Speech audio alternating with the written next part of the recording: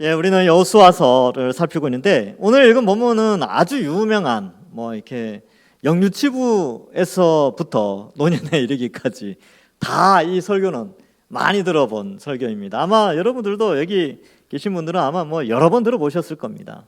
그래서 내용은 이미 다 알고 있어요. 근데 우리가 이제 오늘 이 본문 말씀을 통해서 조금만 더 꼼꼼하게 한번 읽어보고 또 이 하나님의 거룩하심이 이 여리고 사건을 통해서 어떻게 일어났는가에 대해서 함께 좀 공부해보는 시간이면 어떨까 이런 생각을 해봅니다. 그래서 여러분 이 금요일 날은 공부하는 시간이다, 여호수아서를 공부하는 시간이다 이렇게 생각하시면 돼요. 그래서 예전에는 두루뭉술하게 이렇게 이제 대충 이렇게 알았던 내용이 있지만 이제는 좀 꼼꼼하게 이 성경에 이런 내용이 있었구나라는 것을 좀 알고, 근데 이 내용이요 우리 시대와 너무나 비슷하기 때문에 너무나 적절하게 적용되기 때문에 우리가 또 귀를 기울이지 않을 수가 없습니다. 자, 그런 의미에서 함께 살펴보겠습니다. 여러분, 하나님은 하나님 나라를 만드시려고 하셨습니다. 그래서 에덴에 동산을 만드시고 흙으로 사람을 지어서 백성을 삼으셨죠. 하나님이 왕이시고 백성은 사람, 또 영토는 이제 에덴 동산이었는데 이 인간이 왕이신 하나님께 역적죄를 짓습니다. 하나님처럼 되려고 해서 선악과를 먹죠. 그래서 죄가 세상에 들어와서 인간은 그 에덴 동산에서 쫓겨나게 되고 형벌로 사망이 이르게 되는데, 하나님께서 새로운 흙으로 사람을 만들거나 다른 방식으로 아담의 후손들을 다 없앤 것이 아니라 아담과 그의 후손들을 끝까지 책임져 주십니다. 그래서 그 구원의 계획을 세우시죠. 그래서 창세기에도 보면 가죽옷을 입힌다든지 또 뱀의 머리를 상하게 하는 그런 원시 복음을 통하여서 하나님이 어떻게 인간을 구원하실 것인가에 대해서 설명을 합니다.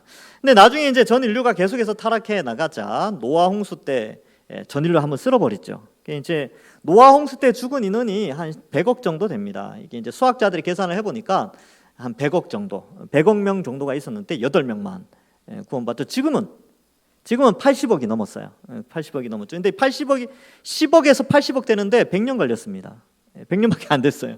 한 100년 더 지나면 하여튼 이렇게 이제 제곱승 이렇게 해가지고 수학적으로 보면 안 죽고 이제 오래 산다면 큰 전쟁 없이 산다면 한 200억 이상은 넘어가지 않을까 이런 생각을 합니다. 어쨌든 이 노아 시대 때까지 엄청난 수가 있었는데 그러나 하나님 다 쓸어버리죠. 왜냐하면 죄가 관영했기 때문에. 나중에 노아의 후손 가운데 아브라함을 택하셔서 이제는 아브라함과 그의 후손들을 통하여 하나님이 하나님 나라를 이루어 가시려고 하고, 그 약속이 이제 구체적으로 성취된 때가 바로 이때입니다. 이 모세 때죠. 그래서 하나님이 약속의 땅, 이제 예전에 에덴 동산과 같이 젖과 꿀이 흐르는 가나안 땅으로 그의 백성들을 집어넣게 되는 것이죠. 애굽에서 집어넣죠. 창세기 보면 아담도 에덴 바깥에서 만들어져요. 그리고 에덴 안으로 집어넣거든요. 그래서 애굽에서 하나님의 백성이 번성하여서 가나안 땅으로 집어넣는 것과 좀 이렇게 오버랩이 되는데, 그 이제 약속을 하나님이 성취를 하시게 되는 것입니다. 그래서 이스라엘은요 사실 순종만 하면 하나님의 약속의 땅에 그냥 들어가기만 하면 되는 거예요. 순종하면 들어가는 거예요. 불순종하면 멸망당하죠. 그러나 순종하면 그 땅의 복을 누리게 되는 그런 것이죠. 그래서 지난 시간에는 이스라엘의 순종에 대해서 많이 말씀을 드렸습니다. 자, 이제 순종하여서 정말 인류 역사상 가장 독특한 병법으로 여리고성을 차지하도록 하나님이 하시는데, 8절부터 14절까지는 이 앞에서 설명된 병법을 그대로 순종해서 첫째 날부터 여섯째 날까지 이 성을 한 바퀴씩 도는 장면이 나옵니다. 근데 이제 조건이 하나 있죠. 하루 한 바퀴씩 돌고 제사장은 나팔을 불 때 사람들은 말을 하면 안 돼요. 그래서 10절에 보면 여호수아가 백성에게 명령하여 이르되 너희는 외치지 말며 너희 음성을 들리게 하지 말며 너희 입에 아무 말도 내지 말라. 왜 그랬을까요? 사실 불평할 수 있잖아요. 전쟁해야 되는데 이게 뭐냐? 성을 뺑뺑 돌기만 하고 불평할 수 있고 또 의심할 수도 있지요. 여섯째 날까지 도는데 아무 일도 안 일어나는 거예요. 나팔만 불고 있으니까 의심할 수도 있으니까 그게 불평이 나올 수 있는데 여호수아가 아무 말도 하지 말라고 말하죠. 그리고 일곱째 날에 드디어 오늘 이제 15절에 일곱째 날 새벽이 밝았습니다. 자, 본문을 볼까요? 일곱째 날 새벽에 그들이 일찍이 일어나서 전과 같은 방식으로 그 성을 7번 도니, 요 날에 7번 돌았어요. 총 13바퀴죠, 그죠? 여섯째 날까지 한 바퀴씩, 일곱째 날 7바퀴 도니까 총 13바퀴인데 7바퀴를 도니 그 성을 7번 돌기는 그날 뿐이 없더라, 이렇게 말하고 있습니다. 그리고 16절부터 19절까지는 짧은 연설과 함께 명령을 나타내고 있습니다. 자, 16절에 보면 7번째 제사장들이 나팔을 불매, 7번째에 제사장들이 나팔을 불죠. 여호수아가 백성에게 이르되 외치라, 여호와께서 너희에게 이 성을 주셨느니라. 여러분, 여섯째 날까지는 아무 말도 안 했어요. 근데 일곱째 날에는 외치라는 거죠. 여러분, 여섯째 날 동안 침묵하다가 일곱째 날 외치라 그러면 어떻게 외치겠습니까?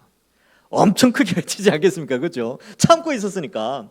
그래서 큰 소리로, 무슨 말을 했는지는 기록되지 않았어요. 어떤 소리를 외쳤겠죠. 그렇게 하라는 것이죠.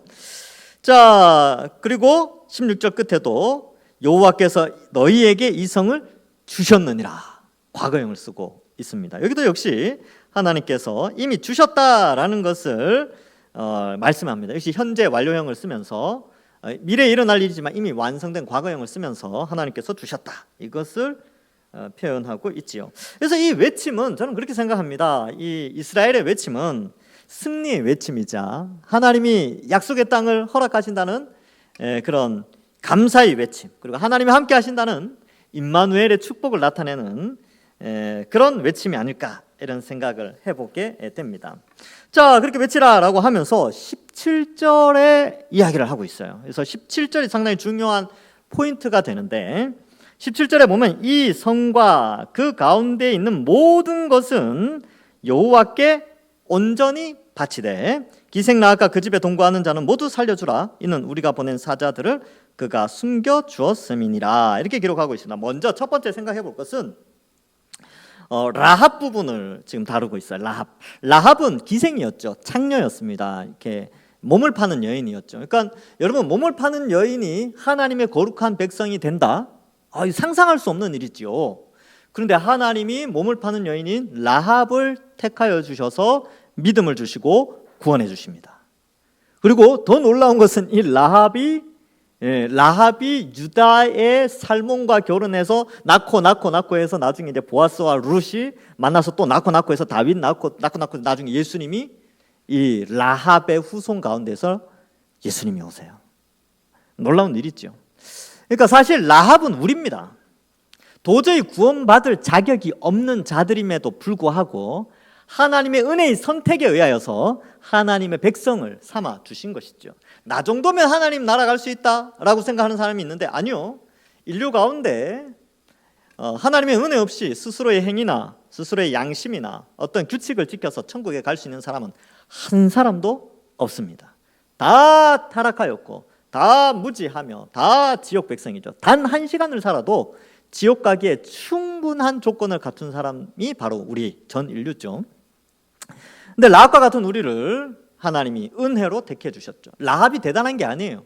하나님이 여리고성 가운데 원래 다 멸족시켜야 돼, 다 멸망시켜야 되는데 그 중에 정탐꾼을 살리기 위해서 한 사람을 택하여 믿음을 주신 것이지요. 우리도 마찬가지입니다.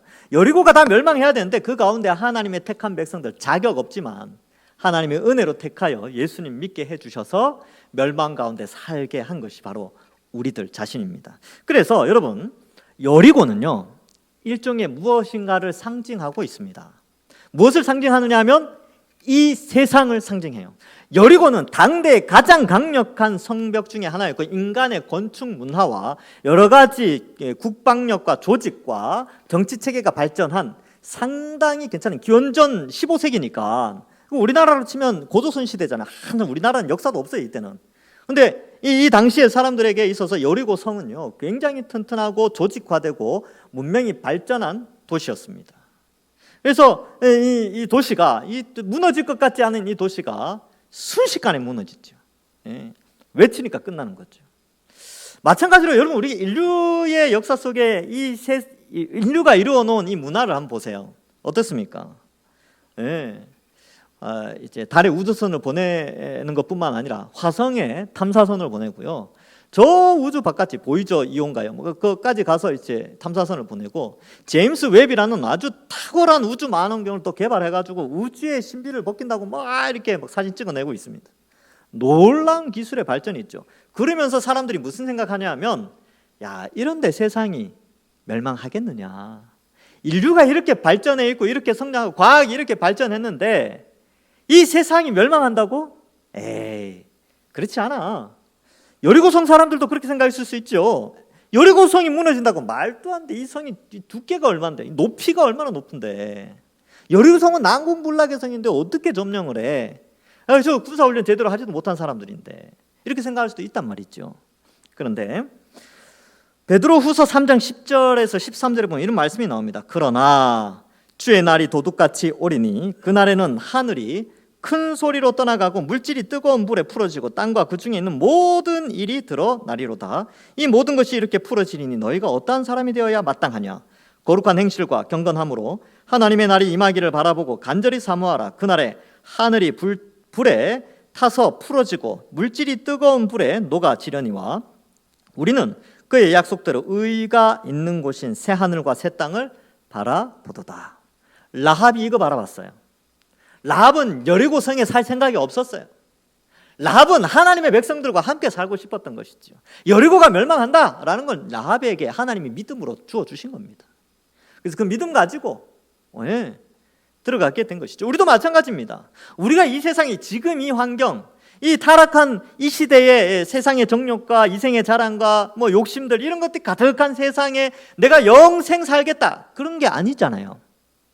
우리는 예수 그리스도의 재림으로 말미암아 새롭게 갱신될 지구, 새로운 환경, 하나님을 왕으로 섬기는 완전히 갱신된 새 하늘과 새 땅에서 살아갈 믿음을 가지고 있는 자들이지, 이 현재의 상황 속에서 잘 먹고 잘 살겠다. 뭐 라합 같은 경우는 여리고가 그대로 유지되면서 그 안에서 자기 지금 현재 직업에 충실하면서 계속 잘 살겠다 그런 생각을 한 게 아니라니까요.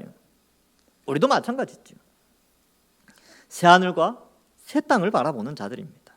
계시록 21장 1절에도 또 내가 새 하늘과 새 땅을 바라보니 새 땅을 보니 처음 하늘과 처음 땅이 없어졌고 바다도 다시 있지 않더라. 그래서 우리는 새 하늘 바라보는 자들입니다. 주님 좀 빨리 오셨으면 좋겠어요. 예.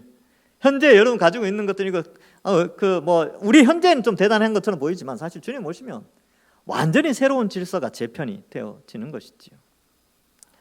자, 그래서 우리는 마치 여리고성에 살던 자들이었고 우리도 같이 멸망당해야 될 자들인데 하나님께서 라합을 구출해 주셨듯이 우리를 선택하셔서 예수님의 십자가 복음을 믿도록 성령을 부어주셔서 우리를 구원해 주셨습니다. 그래서 하나님이 우리를 택하시고 성령을 부어주셔서 복음을 듣고 회개하여 믿음으로 말미암아 의인이 되어 거룩한 삶을 살아가는 자가 되도록 하였습니다. 은혜죠. 같이 멸망하게 내버려 둔 것이 아니라 라합처럼 구원해 주신 것입니다. 그래서 예수님이 우리가 받아야 될 죄의 형벌을 십자가에서 대신 받으셨고요. 예수님의 부활로 말미암아 우리가 그리스도와 연합되어져서 우리도 주님 다시 오셨을 때에 부활하게 된다는 사실을 성경을 통해서 우리에게 알려주고 그걸 믿도록 성령을 보내어 주셨습니다. 얼마나 감사합니까? 다시 부활한대요. 이 몸이 이대로. 여러분 건강 유지한다고 얼마나 노력 많이 하십니까? 몸에 나쁜 거 안 먹고 좋은 거 먹고 막 그렇게 하죠. 그래도 때 되면 하나님 불러가세요. 아무리 좋은 거 먹어도. 그런데 예수님이 오시면 모든 게 해결됩니다. 예수님만 오시면 영원히 죽지 않을 몸으로 변화되어 살게 되는 것이죠. 우리는 그걸 믿는 것이죠. 십자가 부활 복음을 믿고 하나님 나라가 이 땅에 임할 것이다. 이 땅에 완전히 갱신된 하나님 나라가 완성될 것이라는 것을 믿고 그 믿음으로 살아가는 자들이죠. 구원받은 자들입니다. 이 은혜를 생각하면 감사하지 않을 수 없죠. 찬양하고 또 때로는 이 시간 얼마나 피곤한 시간입니까? 막 졸리잖아요. 사실 이 시간에 9시, 8시 넘어서 저녁 먹고 얼마나 졸릴 때입니까? 또 금요일까지 일주일 동안에 피곤이 다 쌓여 있는데 이 시간 되면 힘들죠. 근데 이 자리에 왜 나오셨습니까? 하나님 은혜 아닙니까? 하나님 은혜로 나오게 된 것이죠. 왜? 하나님의 사랑을 아니까. 나 같은 죄인을 택하여 구원해 주신 그 은혜 너무 기쁘니까 이곳에 와서 말씀 듣고 하나님을 알아가고 기도하고 찬양하고 하는 것이죠. 우리도 이 사랑을 기억해야 합니다. 라합이 여리고성이 무너질 때 무슨 생각했을까요? 여리고성이 점령되어지고 수많은 사람들이 21절 보면 수많은 사람들이 칼날에 죽어 나갈 때에 또 그 막 불타 없어질 때에 라합은 어떤 마음이었을까요? 우리도 마찬가지죠. 이 세상이 멸망당하고 나중에 심판 앞에 있을 때 우리가 무슨 생각을 하게 될까요? 나 같은 죄인 구원해 주신 그 은혜 너무나 감사하다. 그런 생각을 하게 되는 것이죠. 여러분, 라합은 그랬을 거예요. 아유, 뭐 내가 이스라엘 안에서 외면당해도 된다. 뭐 새끼 먹을 거 한 끼만 먹어도 괜찮다. 좋은 옷 입지 않아도 상관없다. 나 같은 죄인을, 창녀인 나, 라합이죠. 라합은 창녀였으니까. 나를 이스라엘 백성으로 삼아준 것만 해도 감사하다. 그 생각하지 않겠습니까? 구출해 주셨으니까, 구출해 주었으니까 하나님께서. 우리도 마찬가지입니다. 우리도 이 세상이 멸망할 때 무슨 생각할까요? 바로 하나님의 사랑에 감사할 수밖에 없는 것이죠. 하나님의 은혜에 감사밖에 할 수 없는 것입니다. 그래서 이 모든 이 시대, 우리 눈에 보이는 이 시대는 여리고처럼 멸망하게 됩니다. 여러분, 그래서 사실 여리고성에 사람이 몇만이 살았겠습니까? 수만 명이 살았겠지요. 근데 구원은 한 가정 구원받았어요. 몇 명 됐겠습니까? 10명도 안 됐을 것 같아요. 아주 소수가 구원받죠. 여러분, 이 지구상에 지금 80억이 넘었어요. 80억 인구가 넘었는데 이 가운데 진짜 예수님 믿는 사람 몇 명이나 될까요? 소수입니다. 소수예요. 그래서 마태복음 7장 13절에 좁은 문으로 들어가라. 멸망으로 인도하는 문은 크고 그 길이 넓어 그리로 들어가는 자가 많다라고 되어 있죠. 누가복음 13장 24절에도 좁은 문으로 들어가기를 힘쓰라. 내가 너희에게 이르노니 들어가기를 구하여도 못하는 자가 많으리라. 이렇게 기록합니다. 하나님이 이처럼 멸망당할 여리고에서 라합을 택하여 좁은 문으로 들어가게 하셔서 믿음을 주시고 구원해 주셨습니다. 우리도 마찬가지죠. 여러분, 내가 좁은 문으로 들어가는 게 아니고 하나님이 나를 선택해서 좁은 문으로 들어가게 하신 겁니다. 그 개념을 가지고 이제 물론 성령이 우리 속에서 우리의 의지와 함께 우리의 지성과 감정과 의지와 연합하여서 협력, 섭리 뭐 이런 표현을 쓰는데 협력과 섭리하여서 우리가 스스로 좁은 문으로 택하여 들어가는 것처럼 보이지요. 그런데 우리의 신앙 고백은 어떻게 되냐면 그 모든 것이 주의 은혜입니다 라고 고백하게 한다는 것이지요. 우리가 좁은 문으로 좁은 길로 가는 것, 주의 은혜로 그 길 가는 것입니다. 더 그런 것 같아요. 저도 더 그걸 많이 느낍니다. 은혜 아니면 못 걸어간다. 십자가의 길은 은혜 아니면 내 의지로는 못 걸어가요. 내 경험과 내 지식, 내가 이때까지 쌓아온 인간적인 그런 경험들이 십자가의 길을 좁은 길로 갈 수 있도록 도와줄 수 있을까요? 아니요, 못 도와줘요. 근데 성령이 우리 속에서 말씀을 통하여 그 길을 걸어가도록 인도하십니다. 그러니까 은혜죠. 걸어가긴 내가 걸어가는데 은혜로 인도해 주시니까 그 길을 걷게 되는 것입니다. 자, 그래서 라합 이제 첫 번째 중요한 주제는 사랑, 하나님의 사랑이에요. 그 사랑이 라합을 통해서 나타난 것처럼 이 시대에는 멸망당한 이 여리고 같은 세상 가운데 우리를, 라합과 같은 우리를 택하여 하나님의 사랑을 나타내셨는데 그 방법이 뭐냐면 예수 그리스도의 십자가, 부활, 복음이라는 것이죠. 그 복음을 통하여 하나님의 사랑을 나타내셨습니다. 그러니까 십자가 바라보면 하나님 사랑밖에, 하나님의 크신 사랑에 감격하지 않을 수가 없습니다. 자, 그다음 두 번째 중요한 주제가 오늘 본문에 또 나오는데 18절에 보면 너희는 온전히 바치고 그 바친 것 중에 어떤 것이든 취하여 너희가 이스라엘 진영으로 바치는 것이 되게 하여 고통을 당하게 되지 아니하도록 오직 너희는 그 바친 물건에 손대지 말라. 반복되는 단어가 나오죠. 바치다라는 단어인데 헤렘이라고, 히브리어로는 헤렘인데 여기 유명한 단어라서 좀 알아두시면 뭐 어디 가서 조금 잘난 척 하실 수 있어요. 예, 헤렘이라는 단어가 뭐냐 하면 하나님께 바쳐진 것, 이런 뜻입니다. 근데 오늘 읽은 본문에서 17절, 18절 그리고 21절에 헤렘이라는 단어가 나오고 총 5번 이 단어가 등장하게 됩니다. 특별히 18절에서는 3번이나 헤렘이라는 단어가 등장하게 되는데 이 단어는 좀 특별한 단어예요. 이 단어 사전에 찾으면 히브리어 단어 사전을 딱 찾으면요, 이 단어에 대해서 크게 2가지로 의미를 설명하고 있습니다. 첫 번째는요, 이렇게 기록되어 있어요. 그것을 하나님을 섬기는 데 바치는 것, 이렇게 되어 있어요. 그러니까 하나님을 섬기기 위해 바쳐진 것이 헤렘이다. 그래서 이제 대표적인 것이 이제 제물이죠, 제물. 그러니까 하나님께 드려진 제물. 그러니까 헌금, 오늘날로 치면 헌금이라고 생각하시면 돼요. 11조 이렇게 기억하시면 됩니다. 11조도 헤렘 이렇게 여겨지는 하나님 거예요, 하나님 거. 내게 아니고 하나님 거. 두 번째 이 헤렘의 성격은 뭐냐면 철저히 파괴를 위해 금지하에 두는 것. 제가 이거 영어로 된 사전을 번역하다 보니까 번역기 돌리니까 이렇게 돼 있더라고요. 철저히 파괴를 위해 금지하에 두는 것. 이게 왜냐하면 이 헤렘으로 지정된다는 것은 그것이 심판받고 하나님의 심판을 받을 것이기 때문에 인간이 어떻게 해서는 안 된다는 것이죠. 하나님의 심판이 임하는 건데 인간이 거기에서 뭔가를 뭐 이렇게 빼놓는다든지 아니 뭔가를 취한다든지 그렇게 해서는 안 된다는 거예요. 철저히 하나님의 심판 아래 없어질 것이라는 것이죠. 그걸 취하면 반드시 심판받을 그 물건과 같이 취급되어져서 같이 멸망당합니다. 아시겠죠? 자, 그래서 이 요수아에 기록된 이 헤렘의 의미가 이 두 가지 앞에서 말했던 것처럼 하나님을 섬기는 데 바쳐지는 것의 의미와 하나님의 심판을 위해 금지해 둔 의미, 이 두 가지가 다 쓰입니다. 그래서 하나님을 섬기기 위해서 바쳐진 것이기 때문에 어떻게 기록되어 있냐면 19절에 보면 금은 동철 기구는 다 여호와께 구별된 것이니 그것을 어디에 두라고 했어요? 여호와의 곳간이죠. 개인 곳간에 두면 안 된다는 거예요. 하나님께 드려진 것이기 때문에 이걸 개인이 착복을 하게 되면 하나님의 것을 훔치게 되는 겁니다. 이거는 하나님께 쓰이기 때문에 하나님의 곳간에 집어넣어야 돼요. 그리고 나머지 것들은 심판받기 위해서 준비된 헤렘은 어떻게 되냐면 완전히 다 없애야 되는 거죠. 만약에 그걸 취하게 되면 원래 그게 없어져야 되는데 그 없어져야 되는 운명처럼 그것을 취한 사람도 없어지게 됩니다. 심판받아 없어져요. 우리가 알고 있지만 누가 이걸 하나님 것을 착복해 갔느냐, 심판받을 물건을 누가 가져갔느냐 하면 아간이 가져가게 되죠. 그래서 아골 골짜기에서 죽잖아요. 돌에 맞아 죽죠. 가족들이 다 죽어요. 다. 왜? 하나님의 물건을 탐냈어요.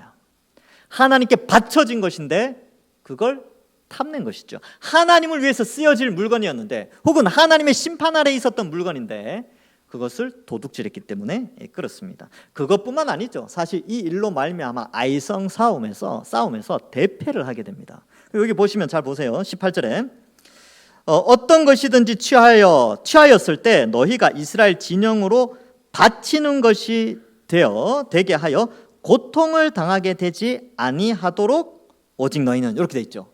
그러니까 이걸 딱 취해보니까 이스라엘 공동체 안에 심판받을 물건이 이스라엘 공동체 안에 들어온 거예요. 그러면 어떻게 된다고요?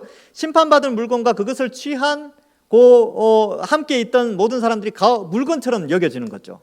그래서 하나님이 심판을 하는데 아이성 싸움에서 대패를 하게 됩니다. 작은 성인데 여리고성과는 비교도 안 되는 조그마한 성이었는데 거기서도 대패를 하게 됩니다. 많이 죽어요, 그때도.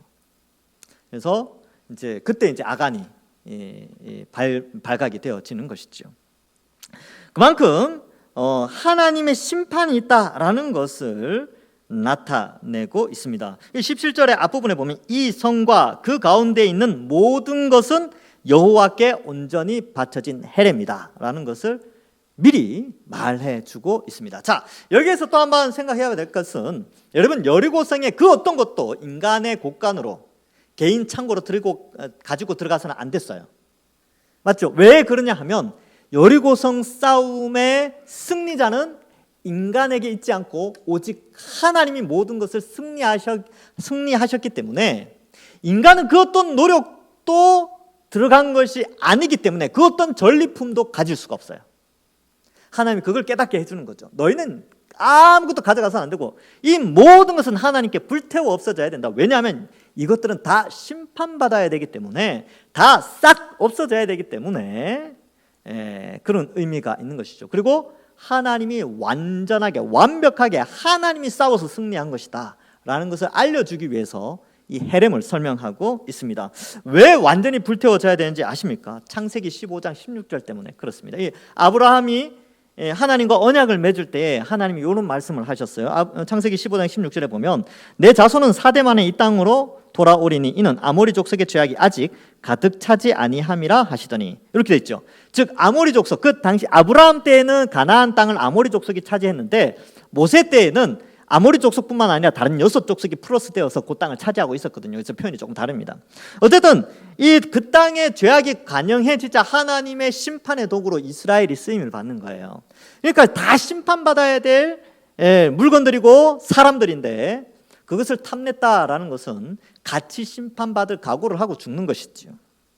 그래서 이것은 결국 여리고성에 무너지는 것은 하나님의 공의로움, 하나님이 죄를 심판하시고 완전히 쓸어버리신다는, 죄는 완전히 다 멸하신다는 하나님의 공의로우심이 등장하게 됩니다. 여러분, 공의라는 단어가 등장하면 보통 재판정을 설명하게 됩니다. 이 공의라는 단어가 법정 용어입니다.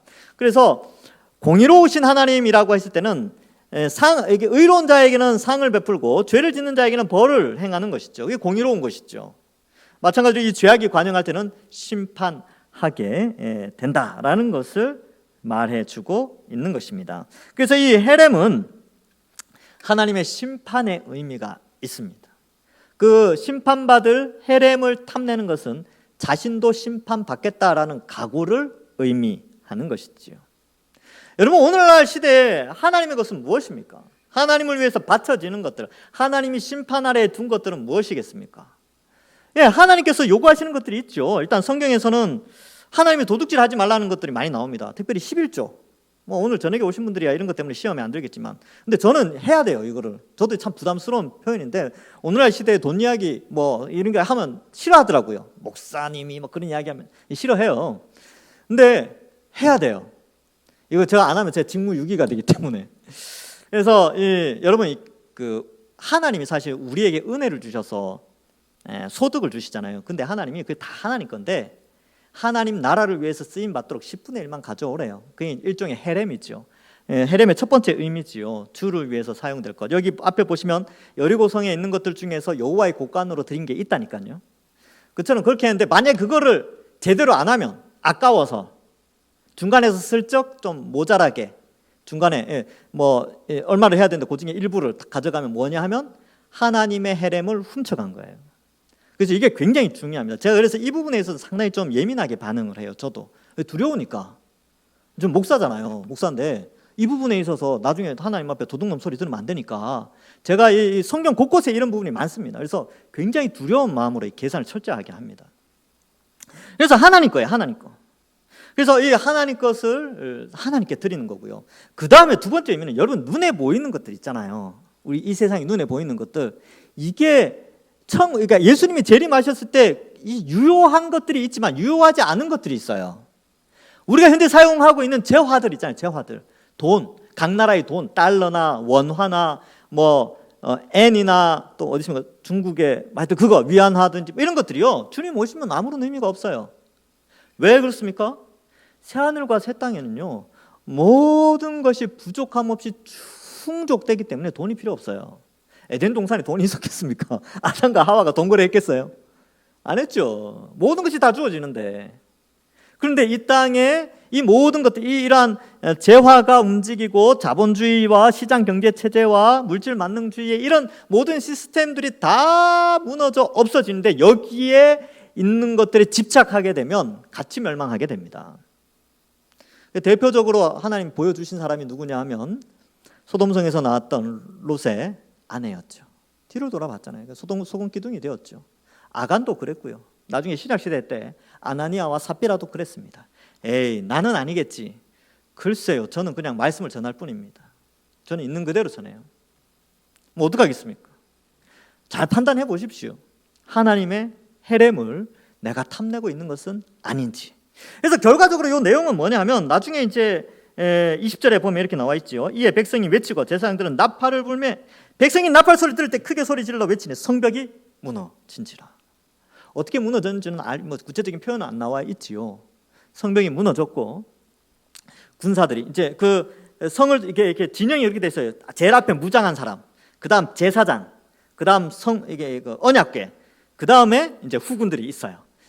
성벽이 무너지니까 어떻게 돼요? 제일 앞에 전진 배치 부대가 있었어요. 무장한 사람들이 들어가는 것이죠. 들어가서 눈에 보이는 대로, 이미 여리고성 사람들은 물같이 마음이 녹았기 때문에 전투 의지력이 없어요. 그래서 다 진멸하게 됩니다. 그 죄악들 다 쳐내고, 그리고 그 안에 곡식들 아무것도 안 가져가요. 제가 지난주에도 말씀드렸잖아요. 대형박물관 58호에 제가 찾아봐서 58호 맞더라고요. 58호 항아리 안에, 여리고에서 발굴된 항아리 안에 곡식이 다 그대로 남아있다. 왜 남아있을까요? 하나님께 바쳐진 것이기 때문에 이스라엘 사람들이 그걸 가져가지 않았어요. 그냥 그대로 내버려 두고 매몰된 것이죠. 성이 무너졌으니까. 그래서 모든 것이 다 하나님의 심판 아래에 있었다. 그래서 21절에 그 성 안에 있는 모든 것을 온전히 바치되 남녀노소와 소, 양, 나귀를 칼날로 멸하니라. 다 없앴어요. 다. 왜? 하나님은 죄악을, 그 작은 하나의 죄악도 남겨두시기를 원치 않으셨습니다. 다 없어질 것들이죠. 여러분, 우리가 이 땅을 살아가잖아요. 이 땅에 화려해 보이는 것들, 주님 오시면 없어질 것들이 많아요. 물론 그대로 있게 되는 것들도 있겠지요. 그건 이제 주님 와 보셔야 아는 건데, 그러나 이 주님이 다시 오셨을 때에 이 세상에 없어질 것들도 많이 있는데 우리가 그런 것에 너무 집착하면서 사는 것은 아닌지 한번 생각을 해봐야 됩니다. 물론 필요 없다는 게 아니에요. 옷도 입어야 되고요, 차도 필요하고 집도 필요하고 돈도 필요하지요. 근데 그게 전혀 필요 없다는 것이 아니라 그것에 집착해서 너무 거기에만 함몰되어져서 신앙의 형태도 그런 형태로 간다면 우리가 좀 조심해야 되지 않을까, 이런 생각도 한번 해보게 되는 것입니다. 그래서 여러분, 이 세상은요 하나님께 바쳐진 것들이에요. 언젠가 하나님 앞에 다 멸망받게 됩니다. 그래서 우리는 라합과 같은 정신을 가져야 되죠. 라합이 여리고성에서 구출될 때 보석이나 이런 거 많이 챙겼겠습니까? 몸만 빠져나왔겠죠. 롯은 어땠습니까? 롯도 마찬가지죠. 챙기고 그러지 못했어요. 챙기려다가 안 되니까 천사가 그냥 데리고 나가버렸죠. 우리도 마찬가지입니다. 이 땅에서 뭔가를 필요 없다는 것은 아니지만 주님 오시면 사실 의미가 없죠. 그러니까 정신 바짝 차리고 하나님의 심판이 있다는 사실을 알고, 우리가 화려하게 추구하고 우리가 목표로 하는 이 세상의 화려한 것들은 사실은 멸망받을 것이구나 라는 인식도 우리 머릿속에는 있어야 된다는 것이죠. 왜? 하나님은 심판하시기 때문에 그렇습니다. 그래서 오늘 내용에서 첫 번째는 라합을 통해서 볼 때는 하나님의 사랑, 이런 사람도 구원해 주시는구나, 그걸 우리가 이제 감격해하고 기뻐하고요. 두 번째, 여리고성의 멸망을 바라보면서 하나님이 이렇게 죄악을 끝까지 심판하시는구나, 이 죄악된 것들을. 그럼 우리는 이 하나님의 사랑과 하나님의 공의 앞에서 어떤 판단을 해야 되느냐, 하나님은 어떤 식으로 인식을 해야 되느냐. 하나님은 사랑의 하나님이시요, 하나님은 심판하시는 공의의 하나님이시구나, 요걸 깨달아야 돼요. 여기 이제 공부하는 것이죠, 오늘. 그래서 어떤 사람은 그렇게 말합니다. 너무 하나님의 사랑만을 강조하는 사람들이 있어요. 그래서 제가 읽은 책을 잠깐 소개하려고 합니다. 고든 코넬 신학교 교수인 데이비드 웰스라는 분이 쓴 여러 가지 책이 있는데, 그 중에 거룩하신 하나님이라는 책이 있어요. 이 책입니다. 이렇게 생겼어요. 이게 이분이시죠. 고든 코넬의 이분이 아주 유명하신 분인데, 제가 성경책 다음으로 많이 읽었던 책 중에 하나가 이 거룩하신 하나님 아니고 이분이 쓴 신학 실종이라는 책인데, 그 책을 한 여러 번 읽었어요. 그래서 읽다가 제본이 다 떨어져 나갈 정도로 읽고 그 재판을 또 사고 막 그랬어요. 탁월합니다. 근데 이분이 쓴 이 거룩하신 하나님 책에 거룩이 뭐냐, 하나님의 거룩이 뭐냐라고 했을 때 두 가지로 정의 내린다는 거예요. 하나님의 거룩은 하나님의 사랑과 하나님의 공의다. 이걸 거룩이라고 한다. 이렇게 외우셔요. 거룩하신 하나님이라고 했을 때는 하나님은 사랑의 하나님이시고 하나님은 공의의 하나님이시다라는 것이죠. 그래서 하나님의 거룩성은 하나님의 사랑과 공의의 조화인데, 하나님의 사랑은 초월하시는 하나님께서 이 땅에 내재하시어 택하신 백성을 구원하시는 사랑을 의미하고, 하나님의 공의는 내재하시는 그 하나님이 초월하셔서 전지전능의 창조주와 심판주로서 만물을 심판하신다는 내용입니다. 이제 책을 좀 치워주시겠어요? 하나님의 사랑이 지나치게 강조되면 어떻게 되느냐, 왜곡되면 성도들의 하나님의 사랑만 강조를 하면요, 성도들의 도덕성이 낮아진답니다. 그리고 하나님의 공의가 지나치게 강조되면 복음 안에서 자유함과 기쁨을 누리지 못하고 늘 무거운 짐을 지고 가는 자처럼 신앙생활을 한다는 거예요. 그래서 하나님의 거룩하심에 대한 바른 이해, 하나님의 크신 사랑과 하나님의 공의를 조화롭게 이해할 때 성도들의 도덕성은 높아지게 되고 복음 안에서 자유와 기쁨을 더욱 풍성히 누릴 수 있다라고 하는 책의 결론을 내리고 있습니다. 우리도 그렇습니다. 여러분, 오늘날에는 제가 볼 때는 그렇습니다. 지나치게 하나님의 사랑을 강조하고 있어요. 그로 말미암아 성도들의 도덕성이 현격히 떨어져 있습니다. 이 책에도 나왔어요. 100년 전, 200년 전의 신앙의 선배들과 20세기, 이 책이 쓰여질 때 20세기니까 20세기, 21세기 넘어가면서 성도들의 도덕적인 삶의 모습은 너무나 현격한 차이가 난다라는 것이죠. 저도 마찬가지죠. 저도 우리 200년 전, 300년 전 그 목회자들의 삶을 이렇게 추적해서 보면 저는 그냥 유치원 수준입니다. 미치지도 못하죠. 너무나 부끄러운 모습이죠. 결론을 말씀을 맺겠습니다. 여러분, 하나님은 라합과 같은 자를 구원해 주셨어요. 말도 안 되죠.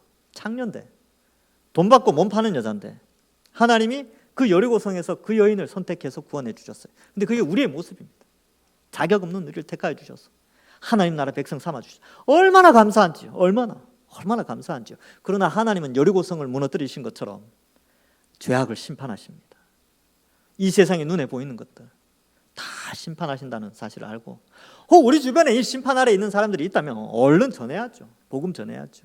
그리고 우리가 이 멸망받을 이 세상에 너무 집착하며 사는 것이 아니라 신앙 바라보고 하나님의 사랑과 하나님의 공의를 생각하면서 성도로서의 거룩한 삶, 도덕적인 수준이 좀 높여지고, 원래는 작년보다 좀 더 높은 수준의 도덕적인 삶을 살고, 또한 복음을 더 깊이 알아서 하나님의 사랑의 그 기쁘심과 기쁨과 자유함을 제대로 잘 누려서 올 한 해 정말 택하신 하나님의 백성답게 하나님의 거룩하심을 알아 그 거룩에 합당한 하나님의 백성으로서의 삶을 기쁨으로 살고 또 거룩하게 사는 우리 모든 주의 백성들 되기를 주님의 이름으로 간절히 축원합니다.